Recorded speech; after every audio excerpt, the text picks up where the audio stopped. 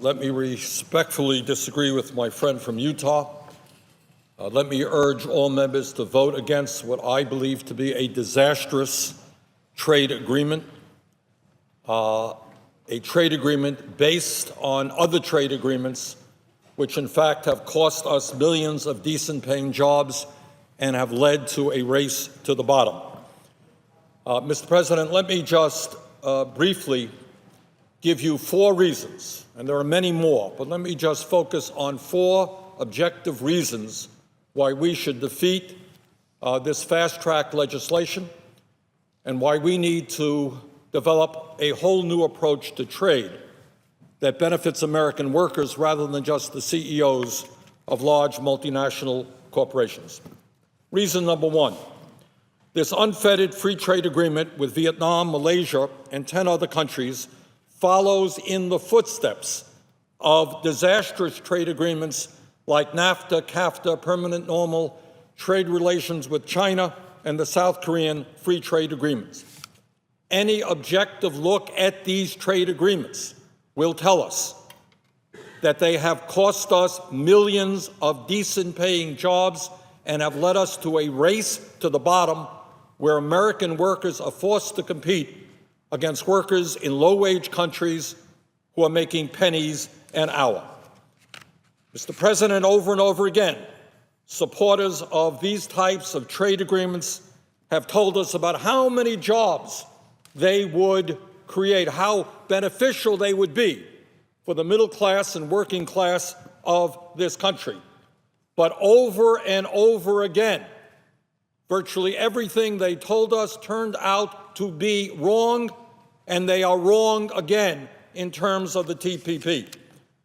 In 1993, President Bill Clinton promised that NAFTA would create 1 million American jobs in 5 years. Instead, NAFTA has led to the loss of almost 700,000 jobs.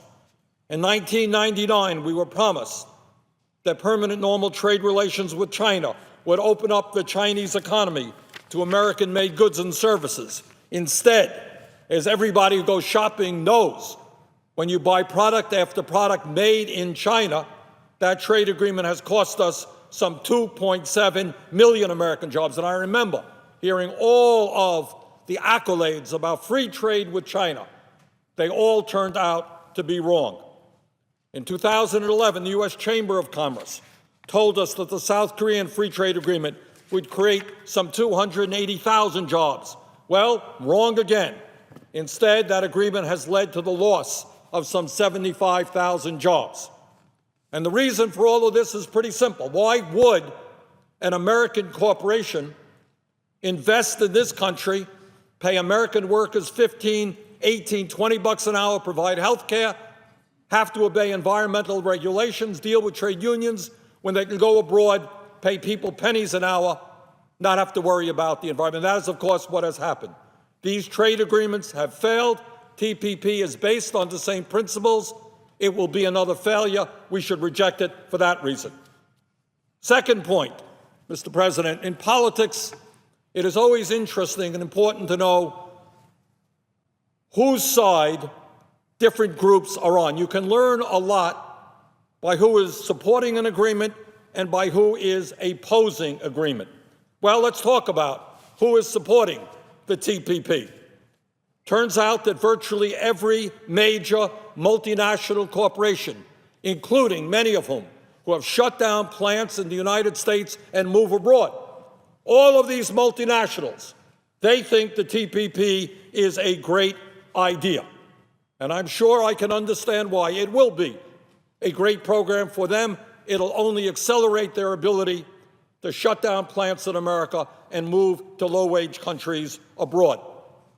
Here's another group who is actively pushing for us to vote for the TPP, and that is the pharmaceutical industry. As I think every American knows, the drug companies in this country charge our people here the highest prices in the world for prescription drugs, but they love this legislation. They just love it, because they think as a result of this legislation, they will be able to charge people all over the world, including in very poor countries, higher prices for their products. Wall Street, surprise of all surprise, Wall Street loves this agreement, loves this agreement. As we all remember, not so many years ago, the greed and recklessness and illegal behavior of Wall Street caused the most significant economic recession since the Great Depression. But Wall Street loves this legislation because it will make it easier for them to sell esoteric, complicated financial products all over the world. So those are some of the groups who think that this legislation is wonderful, that we should vote for it. Who are the groups and the organizations that oppose this legislation?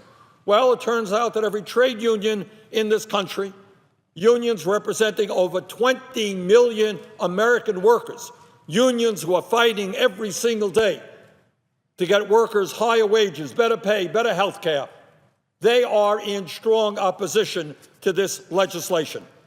And this is what the trade union movement has to say about TPP, and I quote, "Fast-track trade deals mean fewer jobs, lower wages, and a declining middle class. Fast-track has been used since the Nixon administration to advance deals like NAFTA that are sold to the American people as job creation measures, but these deals, written largely by and for the world's largest corporations, don't create jobs. Their main purpose isn't even related to trade. It is to enshrine rules that make it easier for firms to invest offshore and increase corporate influence over the global economy," end of quote. That is what the trade union movement in this country believes about this agreement. But it is not only the trade union movement that is opposed to TPP.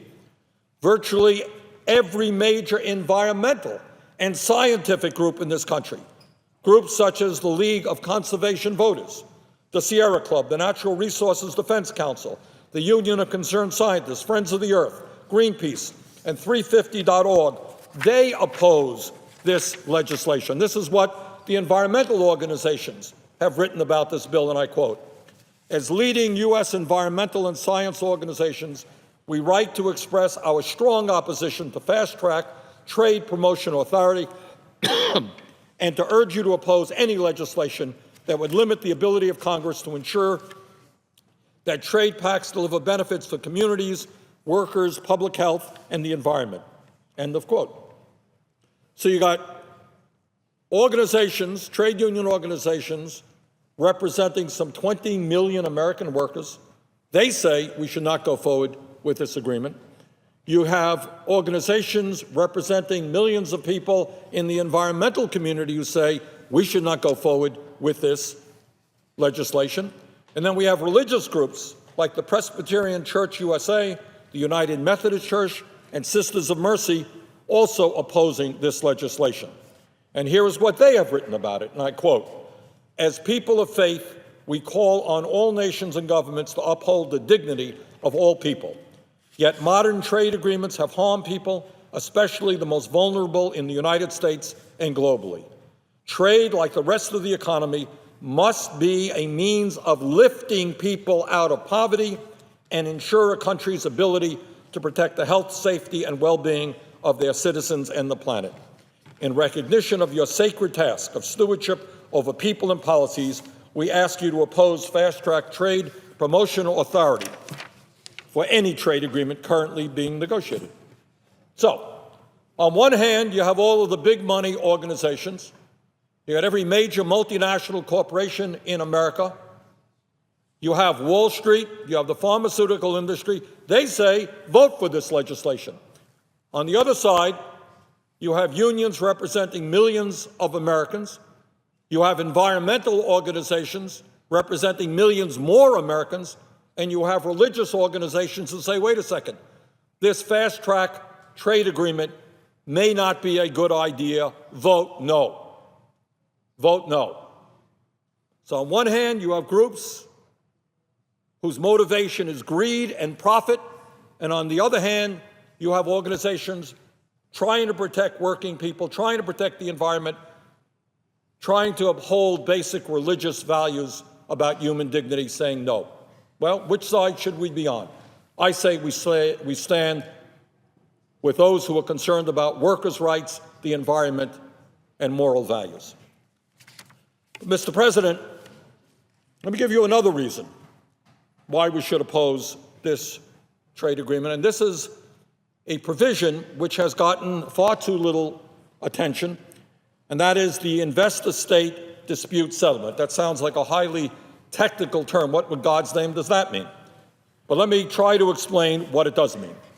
And what it does mean in English is that it will allow large multinational corporations to sue national, state, and local governments, not just in the United States, but all over the world, if those governments pass legislation that hurts their expected future profits.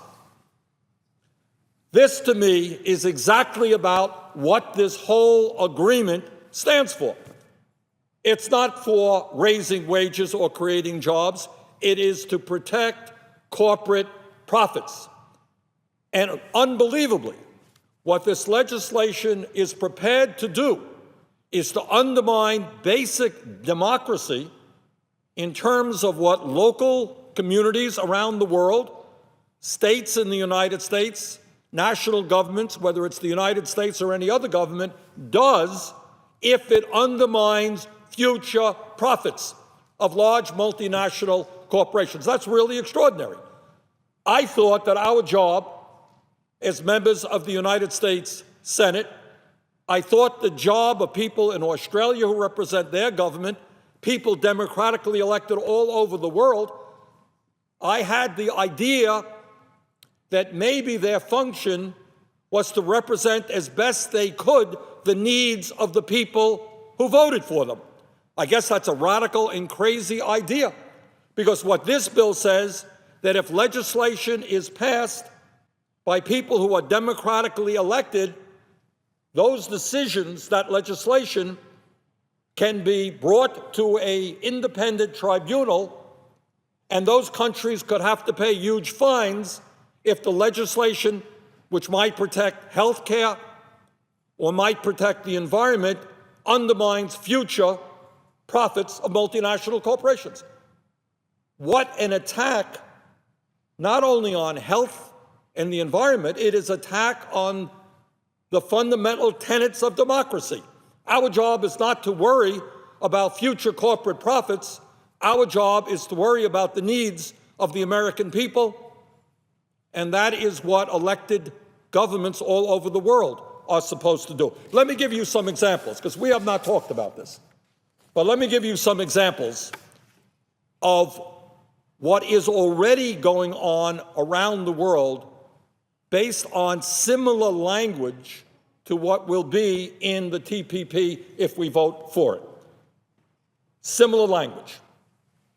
Mr. President, and this is maybe the most outrageous example that I can give you, but there are many others. Philip Morris, one of the large tobacco companies in the world, is suing both Australia and Uruguay over labeling requirements for cigarettes. Uruguay is this little country, and what they have done is been very aggressive in trying to protect their children and their people from the very harmful impacts of smoking. Now, you know what? I happen to think that that is a good thing. I think in America and all over the world, we should do everything that we can to make sure that our kids are not hooked on nicotine, do not have to suffer heart disease, cancer, emphysema, and all of the other diseases related to smoking. I think our government should be very vigorous. We have done some things in our country. I think we should do more. Uruguay, a little tiny country whose president turned out to be an oncologist, guy who was worried about cancer, was very active in trying to do everything he could to keep the kids of Uruguay getting hooked on cigarettes. And what happened to Uruguay? Well, they were taken to this independent tribunal, composing, as I understand it, of 3 corporate lawyers, because Philip Morris said, hey, Uruguay, you're impacting our future profits. We want to get kids hooked onto nicotine. We want to sell our products to kids and to the people of Uruguay, and by fighting us, passing legislation and doing things that will make it harder for kids to smoke, you are ruining our profits. And this case is now resting in an independent tribunal. How insane is that? That a country trying to protect its kids from getting cancer is being sued by Philip Morris because it might cause them profits. So this is not only just a health issue, in this case of cancer prevention. This is an issue of basic democracy. Do the people of Uruguay, do the people of Australia, do the people of any country have a right to be very vigorous in protecting the health of their kids and their citizens without worrying about being sued by a cigarette manufacturer who is trying to poison these kids with deadly products? So this is not only a health issue, it is a basic democratic issue. And if Philip Morris wins this case, it will be sending a message to every government in the world. You can't be aggressive in trying to protect your kids from cigarettes. That's one example.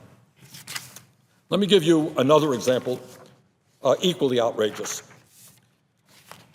Mr. President, under this investor-state provision, a French waste management firm, Veolia, is suing for $110 million under the France-Egypt bilateral investment treaty over changes to Egypt's labor laws, including an increase in the minimum wage. Now, let me be honest with you, Mr. President. I know nothing about Egypt's minimum wage, but I do think that Egypt and every other country on earth has a right to raise its minimum wage if they think it makes sense without worrying about being sued by some company who will have to pay higher wages. How crazy is that? So again, not being terribly knowledgeable about domestic policies in Egypt, the idea that they are being sued for the crime of raising their minimum wage is, to me, beyond comprehension. And again, this is just an example of what is happening now and what will only happen in an accelerated manner if we pass this agreement. Let me give you one last example. A Swedish energy company, it's called Vattenfall, launched a $5 billion lawsuit over Germany's decision to phase out nuclear power. This initiative was implemented in response to the Fukushima disaster. So Germany, last I know, was an independent country with an elected government. They made a decision to phase out nuclear energy. Some people think it's a good idea. Some people think it's a bad idea. But the last I heard, that should be a decision of the German government and the people who elected that government. The elected officials of Germany are not dummies. I presume they do what their people want them to do. They pay the political consequence. But that is a decision of the elected officials of Germany. And they said, let's phase out nuclear power. And yet now they are being sued by a Swedish energy company, Vattenfall, for some $5 billion because they made that decision. Now, that's just what's going on right now. Think about what that means into the future. It means that any government around the world or in this trade agreement, it means that any state in the United States, if my state of Vermont, which is sensitive to the environment, decides to go forward on an environmental piece of legislation, why some large corporation can go to an independent tribunal and say, look, we're going to sue Vermont for $1 billion because we wanted to do business there and your environmental regulations are impacting our ability to make profit, and undermine what the state of Vermont or the state of Georgia or any other state chooses to do. That, to me, is just beyond comprehension that anybody would vote for that legislation. We could disagree what they do in Egypt. You could disagree with what they do in Uruguay. We could disagree with what we do here. But to say that an independent tribunal could provide billions of dollars in damage to a corporation because of a democratically made decision in the United States or any other country around the world is, to me, just incomprehensible. The last point that I would want to make, Mr. President, deals with a health issue. Clearly, one of the health crises that we face, not only in America, but around the world, is the high cost of prescription drugs. In our country, if my memory is correct, some 25% of Americans who receive prescriptions from doctors are unable to afford to fill those prescriptions. So you go to the doctor, the doctor diagnoses you, writes out a script, and the person says, thank you very much, doesn't have the money to fill that script. It's bad in this country, but obviously it is much worse in very, very poor countries around the world. And what this agreement will do, if it were passed, is, among other things, allow pharmaceutical companies to fight back against their brand name products being converted into generics at much lower prices. So poor countries all over the world would have to struggle to come up with very, very high prices for medicine for people who don't have a whole lot of money. And in fact, that is why Doctors Without Borders has said, and I quote, Doctors Without Borders, as you may know, Mr. President, is a heroic group of doctors who, whenever there is a healthcare crisis around the world, whether it's Ebola in Africa or whatever it is, these guys are there, putting their lives on the line. I think some of them have died, to provide medical treatment in the most difficult circumstances to the poorest people around the world. They are really an heroic group of people. And Doctors Without Borders has said, and I quote, the TPP agreement is on track to become the most harmful trade pact ever for access to medicines in developing countries, end of quote. So, Mr. President, to my mind, the vote that we're going to have in a short time is really a no-brainer. Are we dumb enough to continue down the road of failed trade policies? I would hope not. Do we think it is a good idea to be siding with corporate America, who have already used previous trade agreements to outsource millions of our jobs, and who think this agreement is just wonderful? Are we going to stand with Wall Street, whose greed is without, just has no limits? Are we going to stand with the pharmaceutical industry, who wants to sell drugs to people all over the world at a higher price? Or do we stand with unions, environmental groups, religious groups? Do we get involved in a trade agreement which allows corporations to undermine the democratic rights of countries who stand up for their environment, stand up for the health and well-being of their kids? Do we make it harder for poor people around the world to get the medicines they need? This really is, Mr. President, a no-brainer. And I would hope that the members of the United States Senate send a resounding note to the corporate world that you can't have it all, that we are going to pass trade agreements which protect working families, which protect the middle class, which protect struggling people all over the world. We're going to vote no on fast track and no on the TPP.